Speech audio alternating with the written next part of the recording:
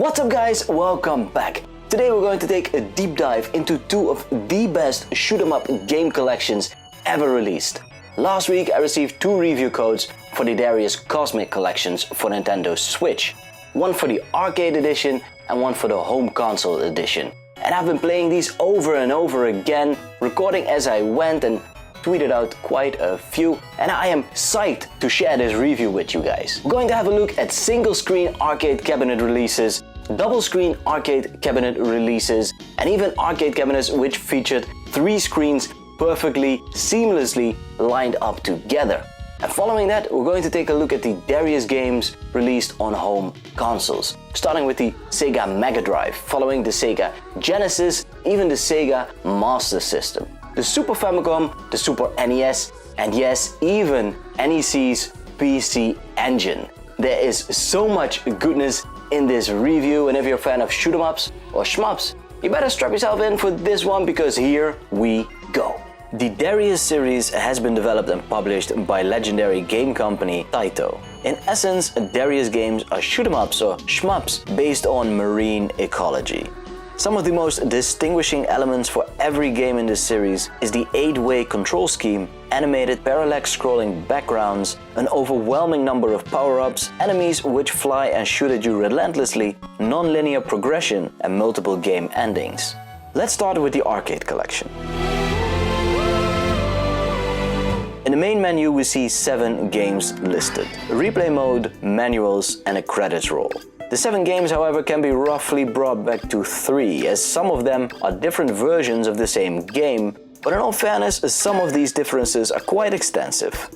The very first game in the series dates back from 1986, although it was released the year after.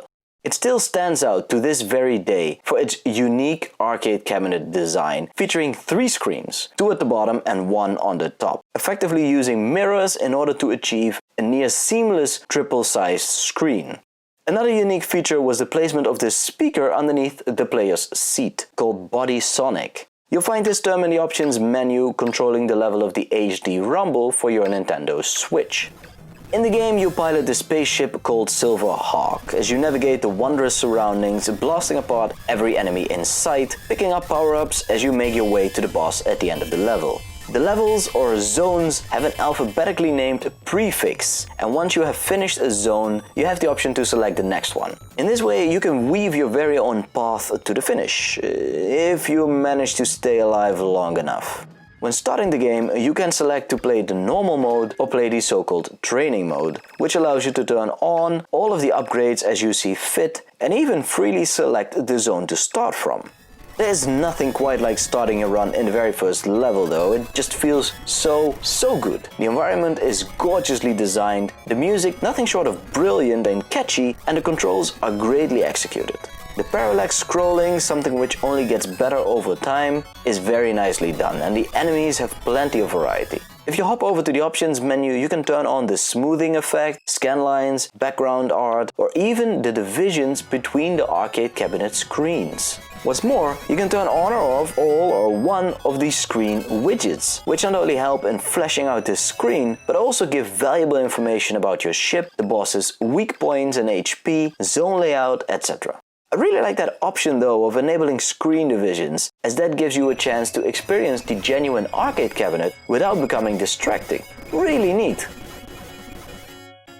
The second game in this collection is the so-called new version of the original Darius game, in which a small modification has been made to specifically the boss battles, as the original game proved to be quite a challenge in that respect. Other than that, it's pretty much the same game as the old version.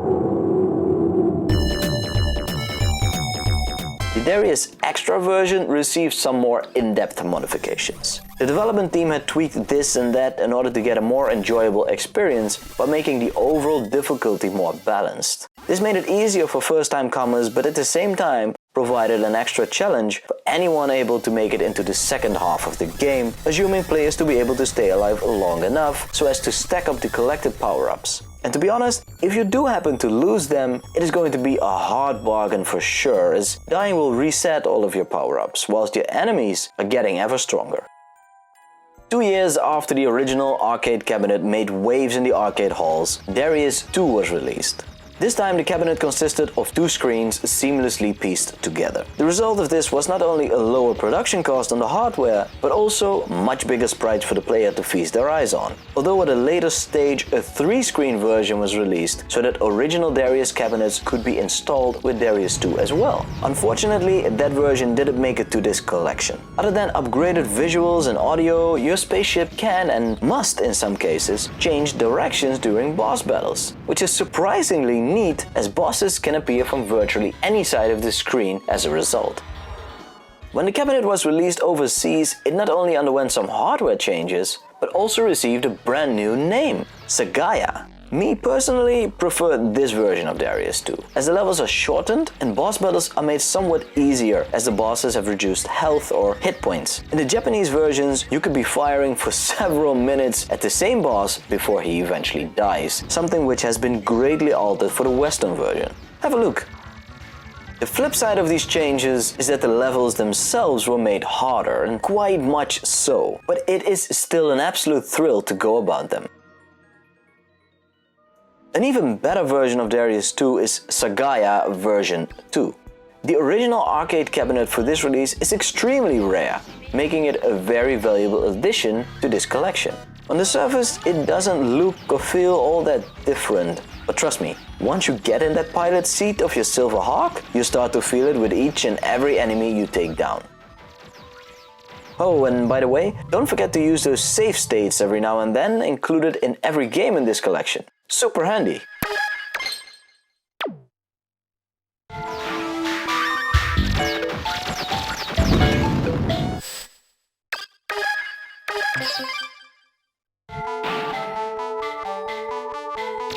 The last game in this collection is Darius Gaiden, released in 1994, which featured a single-screen arcade cabinet. This made it possible to be installed in virtually any arcade machine out there, which was a smart move, but somehow feels a step away from the genuine Darius feeling in my opinion.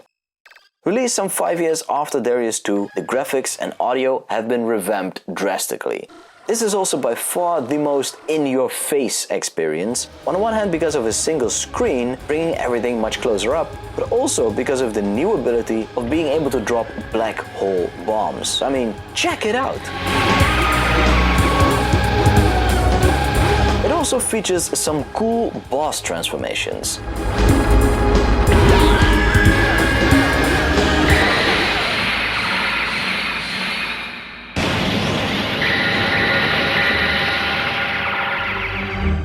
And the intro video is something to watch for sure.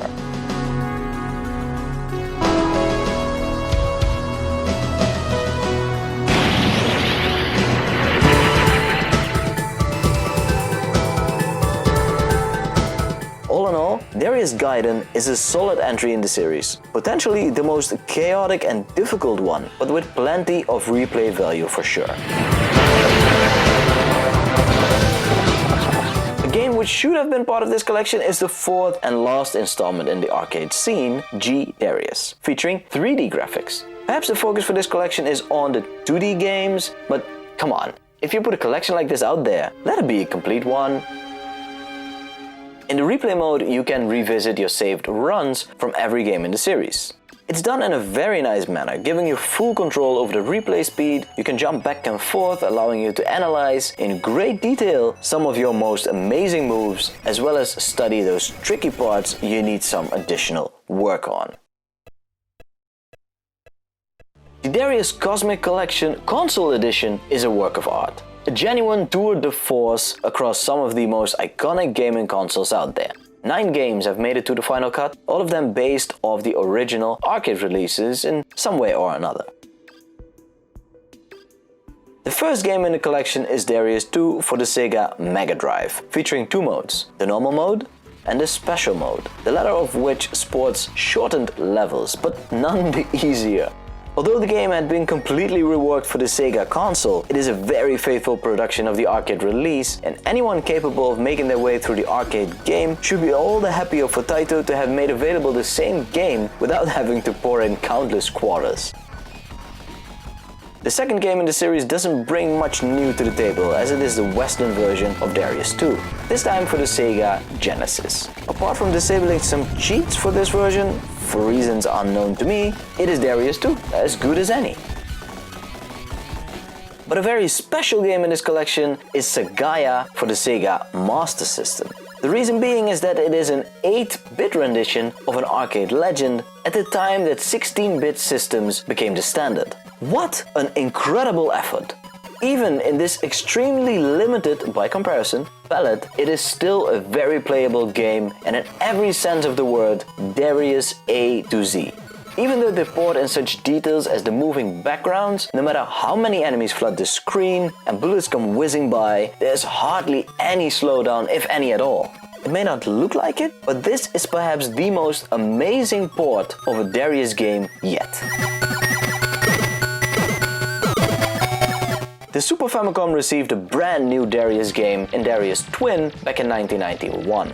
Although the game certainly looks the part along with parallax scrolling and bright blue skies, it is one of the hardest Darius games I have played thus. The increased speed does work wonders though, and for some reason, this is one of those games which actually looks great with scanlines. What do you think? Darius Twin for the Super NES is actually the very same game, but with a key difference in audio quality. For some reason, the Super Famicom cartridge was made with a mono sound channel, whereas the Super NES version features stereo sound, as it very well should. A small difference, a big impact for sure. Out of the 4 16-bit Nintendo console games in this collection, Darius Twin for the Super NES somehow became my favorite. It plays really well, the English language at the intro screen certainly helps, and overall the game is structured superbly with amazing level designs. Once you've got the hang of it and start to collect power-ups, you'll want nothing else than to continue onwards. One of the coolest things yet is the Twin boss battle. Have a look! Darius Force is another original game and one which broke away from the standard Darius formula. In this version you have the option of choosing one of 3 spaceships, each with their own abilities. Although it is as tough a game as any, it is a very enjoyable release. The backgrounds especially look really nice, and once again, the overall speed of the game will keep you on your toes. A nice addition to this game is the boss rush mode, allowing you to experience the bosses in this game, which were for the first time ever not solely limited to marine biology, without having to go through the entire level first. The inclusion of Supernova is certainly welcome, but doesn't bring anything new to the table, as it is once more an iteration of the formerly released Japanese version, other than the significant name change for the Western audience and the language localization. 2 very special games in this collection, however, are the NEC PC Engine versions, Darius Plus and the extremely rare Darius Alpha.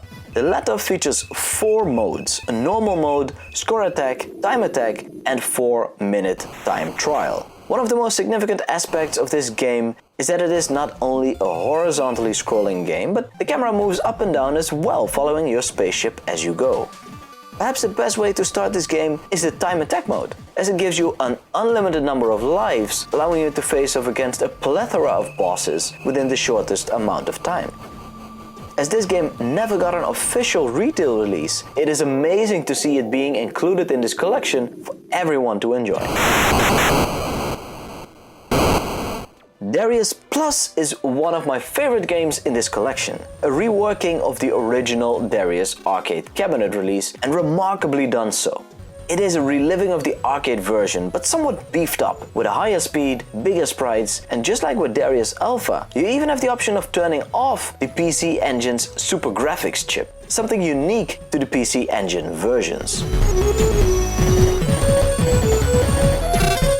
Just as the arcade collection, this console edition features a replay mode. And although the screen layout is somewhat different, its workings are pretty much the same, allowing you to analyze your runs or simply sit back and relax.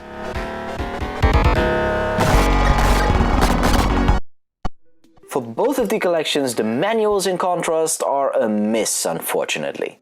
Instead of incorporating them in these collections, there are in fact links to a web page, which has the adverse effect of requiring an active internet connection in order to use them. And even when you do, load times are more than you would want from browsing a manual. Well guys, there you have it. 2 amazing collections for you to enjoy on your Nintendo Switch in the Darius Cozmic Collection, Arcade Edition and the Home Console Edition, featuring some of the best shoot-'em-ups ever created. So far I've put most of my time in the Arcade Edition. There's just something magical in there. But the Home Console Edition is a sheer work of art. The challenges of porting a game from one console to another, much less from an arcade cabinet to a home console, can be overwhelming. But Taito has shown us that high graphical, high fidelity arcade cabinet games can be made very much enjoyable and recognizable both in 8 and 16-bit glory.